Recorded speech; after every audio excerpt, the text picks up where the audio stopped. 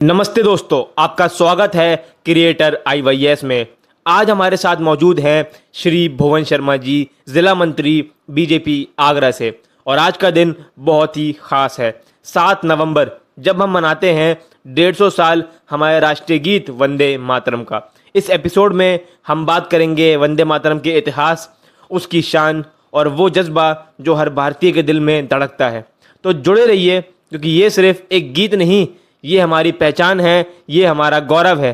तो चलिए शुरू करते हैं। सभी दर्शकों को नमस्कार। मुस्कुराता भारत की टीम आज ताज नगरी आगरा में है और हमारे संग हैं भुवन शर्मा जी, जो कि आगरा से महानगर के मंत्री के पद पर हैं। भुवन शर्मा जी, आपका बहुत बहुत स्वागत है मुस्कुराता भारत टीम में। बहुत बहुत धन्यवाद। आपका भी बहुत बहुत स्वागत। कल सर 7 तारीख है। जी।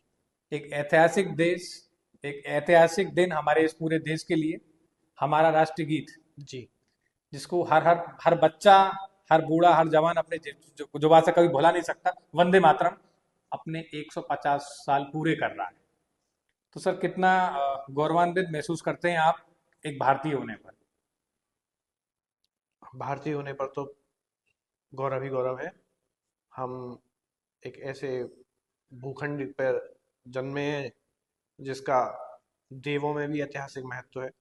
हम आर्यवर्त थे, हम भारत हैं और हिंदुस्तान भी है। तो यहाँ तो पैदा होना गर्व की बात है ही है। और 150 वर्ष कल वंदे मातरम के पूरे होंगे। आदरणीय बंकिम चंद्र चट्टोपाध्याय जी द्वारा रचित है ये। 1870 में संभवतः है जी।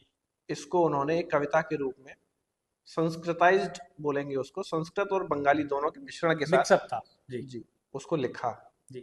और जहां तक मैं ठीक से याद कर पा रहा हूँ, 1882 में ये पहली बार छपा और 1950 में हमारे राष्ट्रीय गीत के रूप में इसे मान्यता मिली।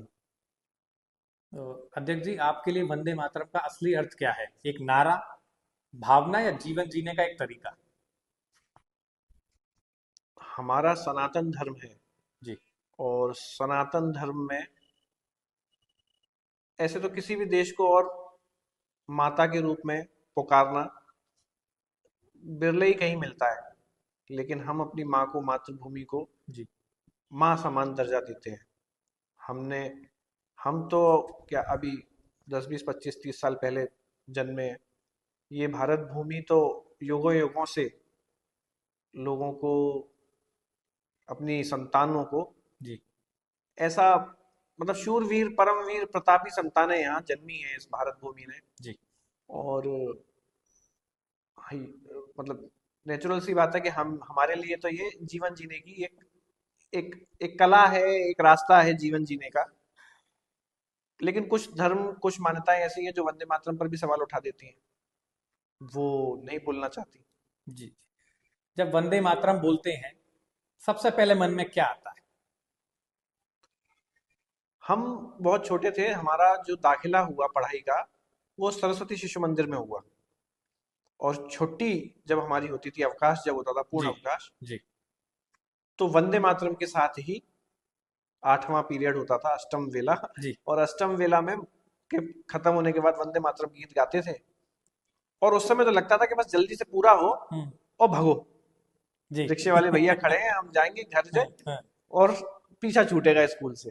बट अध्यक्ष जी, मुझे ले, लगता है कि बचपन से वंदे मातरम ब्लड में भी लेकिन वो आ गया, आ गया। वो अनकॉन्शियस माइंड में, सबकॉन्शियस माइंड में, धीरे धीरे बालपन से धीरे धीरे धीरे करके वो हम्म। संस्कार ऐसे मिले स्कूल से, जी। हमारे विद्यालय से, कि हम समझने लगे। बचपन में तो बचपन होता है, हर जी। बच्चा स्कूल से जल्दी घर ही भागना चाहता है। लेकिन चूंकि हम वंदे मातरम करके जा रहे हैं, हम्म। और जब हम धीरे धीरे धीरे धीरे उम्र हमारी बढ़ रही है, हम्म। समझ बढ़ रही है, जी। दायरा बढ़ रहा है, लोगों से मिलने का जुलने का सिलसिला बढ़ रहा है, और फिर महापुरुषों की हम गाथाएं पढ़ रहे हैं, क्रांतिकारियों की गाथाएं पढ़ रहे हैं, और उन्होंने इस एक शब्द के लिए अपने जीवन को नछावर कर दिया। बलिदान कर दिया। जी। सेकंड भी नहीं सोचा। 18 18 17 17 साल के लड़के बलिदान हो गए। तो वहां से वो प्रेरणा भी मिली कि हाँ, ये मिट्टी है, इसको सिर्फ माथे का तिलक ही लगाना है। बिल्कुल बिल्कुल। अध्यक्ष जी, युवा वर्ग को राष्ट्र प्रेम की इस भावना से जोड़ने के लिए आप और आपकी पार्टी के संगठन क्या प्रयास करते हैं? आप पूछ रहे हैं क्या प्रयास करते हैं, और मेरा तो ऐसा मानना है कि हम ही प्रयास करते हैं, हमारा ही संगठन प्रयास करता है। बाकी तो आप देखेंगे ही नहीं किसी को कि कोई वंदे मातरम के लिए प्रयास कर रहा है या नहीं। जी आप आज किसी सड़क चलते व्यक्ति से पूछो कि राष्ट्र के लिए अगर कोई पार्टी कोई संगठन काम कर रहा है, तो या तो वो राष्ट्रीय स्वयंसेवक संघ का नाम लेगा या भाजपा का नाम लेगा। आप किसी और पार्टी से या किसी और दल से या किसी और संस्था से राष्ट्र को संबंधित कर ही नहीं सकते। एक भाजपा ही है, एक राष्ट्रीय स्वयंसेवक संघ ही है जो संस्कार भी दे रहा है। आप देखिए, जब राष्ट्रीय स्वयंसेवक संघ की प्रार्थना होती है तो हम नमस्ते सदा वत्सले मातृभूमे, बिल्कुल पहला वाक्य ही उस मात्रा का यह है कि नमस्ते सदा वत्सले मातृभूमे। जी और वहां 2 साल का 3 साल का स्वयंसेवक 4 साल का स्वयंसेवक जी जब अपने प्रार्थना की स्थिति में आता है और वो जब अपना गीत या प्रार्थना करता है, तो उसके बचपन से ही वो संस्कार उसमें पैदा हो रहे हैं कि ये मातृभूमि है और हमको इसको परम वैभव के शिखर तक पहुंचाना है। ये तो हमारी एक, आप मान लो कि जो राष्ट्रीय स्वयंसेवक संघ का स्वयंसेवक है वो उसके डीएनए में आ जाता है। बिल्कुल बिल्कुल। अध्यक्ष जी, एक पर्सनल सवाल पूछूंगा, अगर वंदे मातरम एक फिल्म होती तो उसका हीरो आपके हिसाब से आप किसे रखते? मतलब ये किस उसमें आप पूछ रहे हैं कि हीरो मतलब किसी भी वे में जो आपको पसंद हो, कोई कोई ऐसा शख्सियत हो जो भी आपको पसंद इस ऐसे संबंध में तो मेरा विचार ऐसा रहता है कि जो भी मातृभूमि के लिए जी और न्यूनतम से न्यूनतम प्रयास भी कर रहा है, गिलहरी प्रयास भी कर रहा है, जो भारत को कहीं ना कहीं आगे बढ़ा रहा हो। जी आप उसमें किसी सफाई कर्मचारी को भी मान लीजिए, यदि वो जी अपनी नियमित ड्यूटी कर रहा है जी, तो वो भी हीरो है।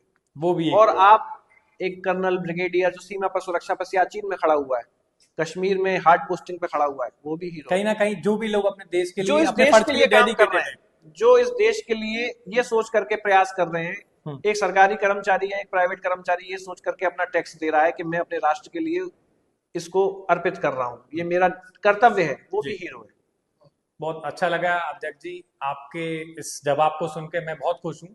और आपने हमें समय दिया आज शाम को, तो और हम आपके उज्जवल भविष्य की बहुत बहुत कामना करते हैं। अरे बहुत बहुत धन्यवाद। आपने हमें समय और दिया, धन्यवाद।